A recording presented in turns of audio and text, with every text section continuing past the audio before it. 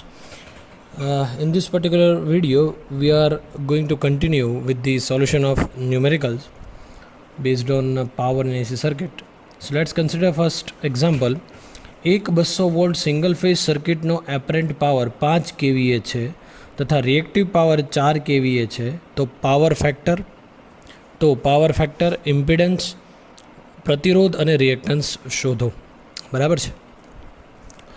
સૌથી પહેલાં આપણને જે વેલ્યુ આપી છે એપરન્ટ પાવર એ આપે છે એસ, શું આપેલો છે 5 kVA. રિએક્ટિવ પાવર આપ્યો છે ક્યુ, એ છે વારમાં 4k વાર છે. કોસ ફાઈ આપણે ફાઇન્ડ કરવાનું છે, ઇમ્પિડન્સ ફાઇન્ડ કરવાનું છે, રેઝિસ્ટન્સ પણ ફાઇન્ડ કરવાનું છે, રિએક્ટન્સ પણ ફાઇન્ડ કરવાનું છે. So we know that the formula of apparent power S square is equal to P square plus Q square. So if I made this object, see અહીંયા જે આને જે છે, if I made this as a subject, then P square is equal to S square minus S square. So P ને કરતા બનાવીએ, so P is equal to, હવે આનું શું લખી શકીશ, S square minus Q square. So S is equal to 5 square, Q is equal to 4. So you will get P is equal to 3 kilowatt. So here your power came, power જે છે આપણને મળી ગયો છે power P is equal to 3 kilowatt. એના પરથી આપણને cos phi મળી જશે. cos phi is equal to what? Active power upon apparent power. So active power is 3, apparent power is 5. So cos phi is equal to 0.6. What? 0.6. So power factor lagging છે કે leading પ્રકારનું છે તે નક્કી ન કહી શકાય, કારણ કે લોડ રિએક્ટન્સ પ્રકારનો જે છે એ ખબર છે એ આપણને નથી. બરાબર, કઈ પ્રકારનો લોડ હોય એ આપણને ખબર નથી. સો લેટ્સ સે apparent power is equal to S into VI. So apparent power is 5 into 10 raised to 3 is equal to, what is V? 200, and what is I? I આપણે ફાઇન્ડ કરવો છે. So I is equal to 5 into 10 raised to 3 divided by 200. So I is equal to what? 25 ampere. 25 ampere. Okay. S is equal to I square Z, that we all know. Okay. So Z is equal to S by I square. તેના પરથી impedance મળશે S એટલે 5000 અને I એટલે 25 square. So Z is equal to 8 ohm. Is it right?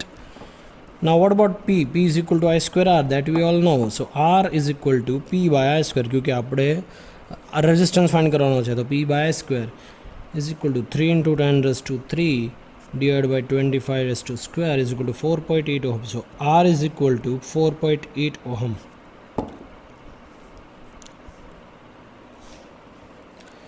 Q is equal to Z square X. So X is equal to, yes, Q by I square. This is the I square, I square X. So Q is equal to 4 into 10 raised to 3 divided by 25 raised to square. Q is equal to 6.4 ohm. So this is the 6.4 ohm X reactance. This is the reactance actually. Okay, તો જો power factor આપણને cos phi મળી ગયો 0.6, impedance Z આપણને 8 મળી ગયું છે. Impedance Z તમને મેળવવું હોય તો મારી પાસે ફોર્મ્યુલા જ છે, S apparent power is equal to I square into Z. બરાબર છે. પછી P is equal to I square R, એ પણ ફોર્મ્યુલા છે આપણી પાસે, અને Q is equal to I square R, એ પણ ફોર્મ્યુલા છે આપણી પાસે. S is equal to V into I, તો I મને મળી જશે, I is equal two 25 ampere. Okay, now next example જોઈએ. એક 3 ફેઝના લોડને સ્ટારમાં જોડવામાં આવે છે અને તેને 400 વોલ્ટ 50 હર્ટ્ઝના સપ્લાય સાથે જોડવામાં આવે છે. લોડના દરેક ફેઝમાં 10 ઓહમનો રેઝિસ્ટર સિરીઝમાં 200 મિલી હેનરીના ઇન્ડક્ટર સાથે કનેક્ટેડ છે. બરાબર છે. તો ફાઇન્ડ આઉટ કરો phase voltage, phase current, power factor એટલે કે શક્તિ ગુણાંક, એક્ટિવ પાવર, રિએક્ટિવ પાવર અને એપરન્ટ પાવર. આટલું જે છે એ આપણે ફાઇન્ડ કરવાનું છે. Now let me just have a look on the example C. Okay, સૌથી પહેલાં જે છે આપણને શું આપ્યું છે? ઓકે, ઇન્ડક્ટન્સ આપ્યું છે 200 milli henry. See V is equal to 400 volt 3 phase supply છે, ફ્રીક્વન્સી 50 હર્ટ્ઝ આપેલી છે, L is equal to 200 milli હેનરીનું ઇન્ડક્ટન્સ આપેલું છે. ઓકે,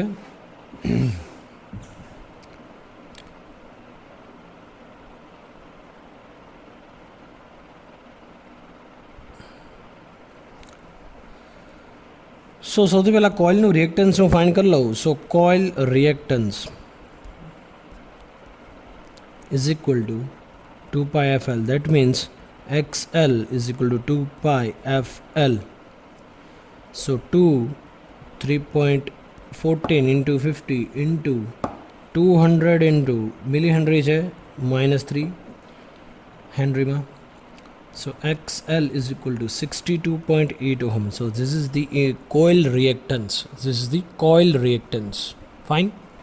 Second, હવે મારે શું કરવાનું, ફેઝ વોલ્ટેજ, ફેઝ કરંટ આ બધું ફાઇન્ડ કરવાનું છે. તો મારે ઇમ્પિડન્સ પર ફેઝ પહેલાં જોશે. સો ઇમ્પિડન્સ પર ફેઝ ઇઝ ઇક્વલ ટુ આપણને ખબર છે R² પ્લસ XL², કેમ તે ઇન્ડક્ટિવ છે એટલે XL². સો R આપેલું છે, રેઝિસ્ટન્સ આપેલો છે, resistance yes 10 ohm resistor, 10² plus XL મળ્યું છે આપણને 62.8². So impedance per phase is equal to 63.6 ohm. Impedance per phase is equal to એટલે કે Z બરાબર છે, impedance 63.6 ohm.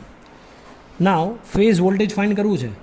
Phase voltage find કરવું છે. સૌથી પહેલાં મારે કનેક્શન જોવું પડે. કયું છે? સ્ટાર છે. તો સ્ટારની અંદર આપણને ખબર છે ફોર સ્ટાર આપણે લઈએ છીએ IL is equal to I phase, મતલબ line current is equal to phase current, અને line voltage is equal to √3 times V phase. Okay, તો આ સ્ટાર કનેક્શન જ આપેલું છે. તો ફેઝ વોલ્ટેજ શું બનશે? Phase voltage is equal to, phase voltage અહીંયાથી કરતા બનાવો તો અલ્ટિમેટલી આવું બને ને, V phase is equal to VL by √3. બને કે ના બને? તો હવે અહીંયા મૂકું VL બાય √3. તો VL કેટલા આપેલા છે? 400, અને ડિવાઈડ બાય √3. તો ફેઝ વોલ્ટેજ મળી ગયો મને. Phase voltage is equal two 230.9 volt. 230 બરાબર છે. આ મળી ગયો આપણને ફેઝ વોલ્ટેજ. હવે આ તો ફેઝ વોલ્ટેજ મળ્યો. હવે મારે જે છે જોઈએ છે એ છે ફેઝ કરંટ. તો ફેઝ કરંટનો જો અહીંયા ફોર્મ્યુલા છે જ, IL is equal to I phase. જેટલો લાઇન કરંટ એટલો જ ફેઝ કરંટ હશે ભાઈ આમાં, બરાબર છે. જો હવે એક કામ કરીએ, સૌથી પહેલાં તો phase current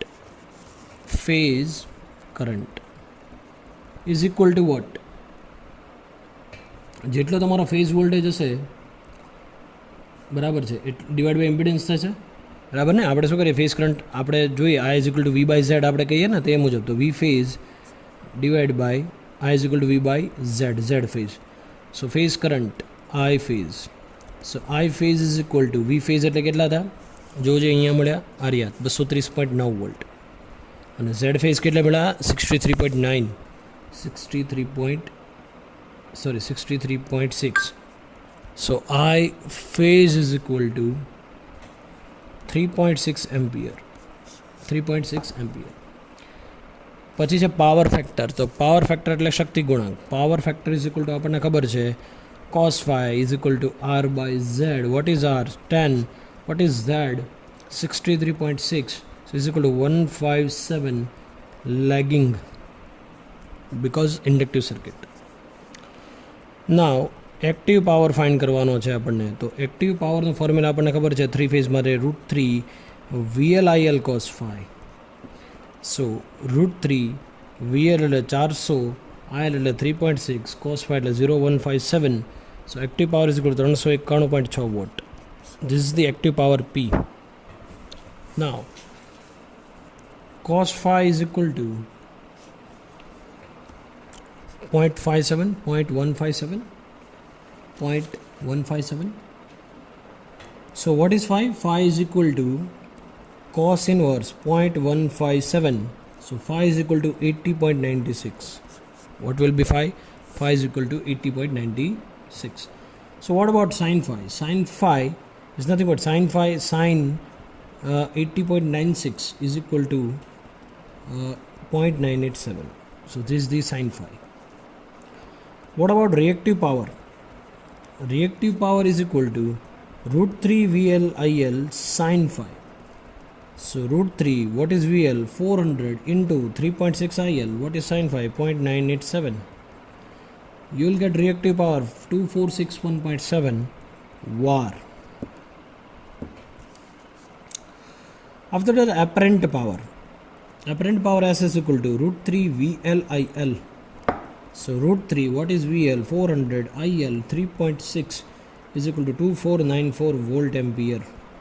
So this is apparent power S, reactive power and apparent power. So I hope કે તમને જે છે આ ખબર પડી ગઈ હશે એક્ઝામ્પલ કઈ રીતે સોલ્વ કરવા. Thank you.